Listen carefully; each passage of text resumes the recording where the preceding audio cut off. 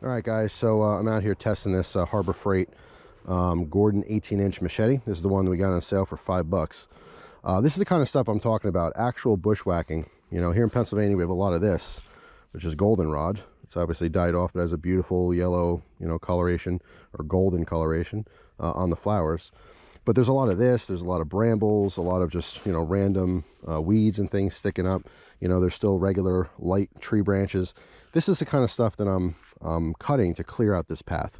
All right, have to get a lawnmower around here, so you don't want stuff sticking every which way, especially all the thorns, you know, like on some of the blackberry brambles and raspberry bushes and things like that. So this is mostly what I'm cutting through, and with a real thick blade, you know, you go to hit this and a lot of times it folds, you know, it moves around on you. It's not rigid. All right, but that's where a machete is actually more beneficial, where you can come in and just top these plants. All right, very simply. So like this is just sticking here, sticking out. I'll come back and I'll clean all this up afterwards. All right, some of the stuff sticking up here, same thing, some goldenrod. All right, some of these, this is a pine tree, you can still slice through those if you need to, just to top it anyway. All right, I'm not sure what this is. It's coming off this tree here. Now this is thicker. All right, this is where maybe you want to come in and you want to saw this, you know, towards the base here. Let's try that real quick. See how effective this is. Now the blade does flex, and you can see the whole tree's moving. Now if I actually get my hand in here, keep it a little stable. There we go. All right, so you can cut through that kind of stuff with the saw, you know, if needed, because this would be a lot harder, you know, try to chop through. So get rid of this whole big branch here. Just shove that back in there. Let nature do its little thing. Get back to chopping. All right, see this?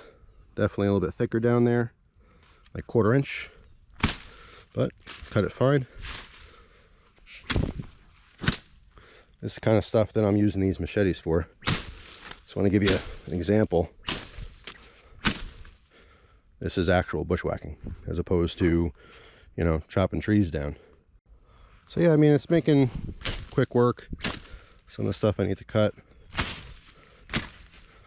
I'll come back and pick all this stuff up too. And just like an axe or something, you want to be aware of your legs. Don't cut yourself, obviously. There's some beautiful, look at this. It's a Kusa dogwood. These are actually really delicious fruit. There's a little pit in there though, you don't want to eat the pit. But yeah, tastes awesome. Kind of like, I mean, I've had it before. It tastes like banana, a little bit like pineapple, things like that. But really interesting fruit. Might come back and pick on a couple of those later. But anyway, you guys get the idea. I'm just going to go around. I'll probably bushwhack with this for, I don't know, maybe 50 or 60 feet or something. I'll switch off and I'll try that Walmart one, the Ozark Trail, and just see the difference here. But I mean, this just seems to be working out just fine so far.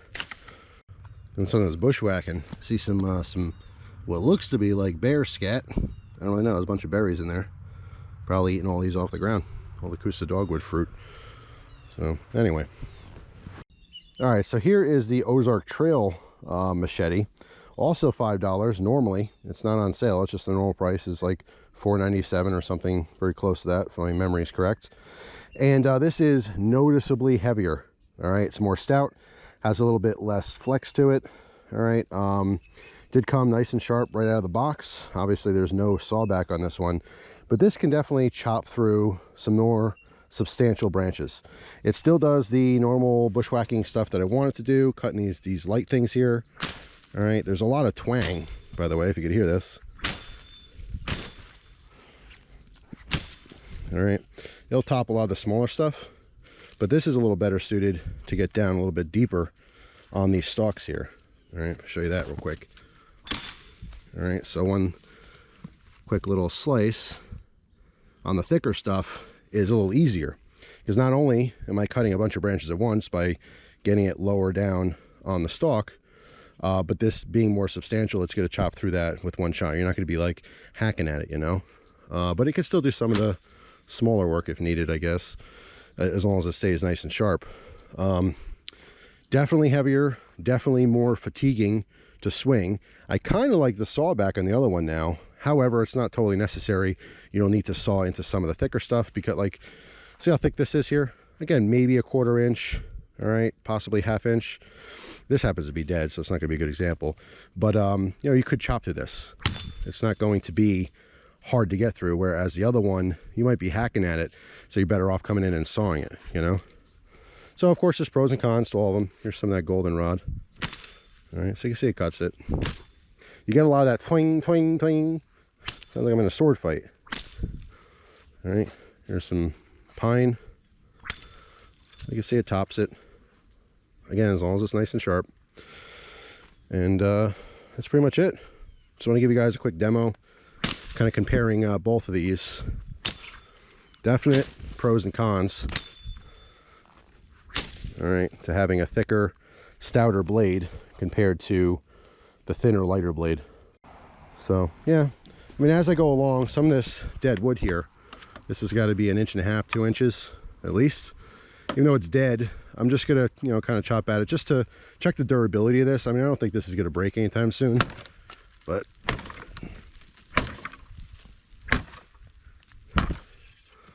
you see, I mean, it is durable enough.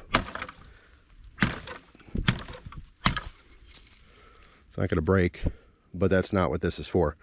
This is when you're gonna use an actual thick fixed blade. But anyway, that's all. Here's some more pine. All right, so again, I would go for lower parts on the shrubs and stuff where it's thicker, at least for this Ozark Trail one. Like here, like the other one, I would probably just top this, hit it up here, but instead I'm just gonna go lower, take off the entire full branch.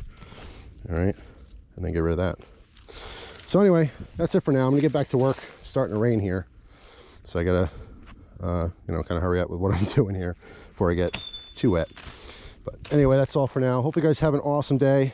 Thanks so much for watching, and stay tuned. I'll do update videos on both of these in the future. So that's all for now. Have a good one.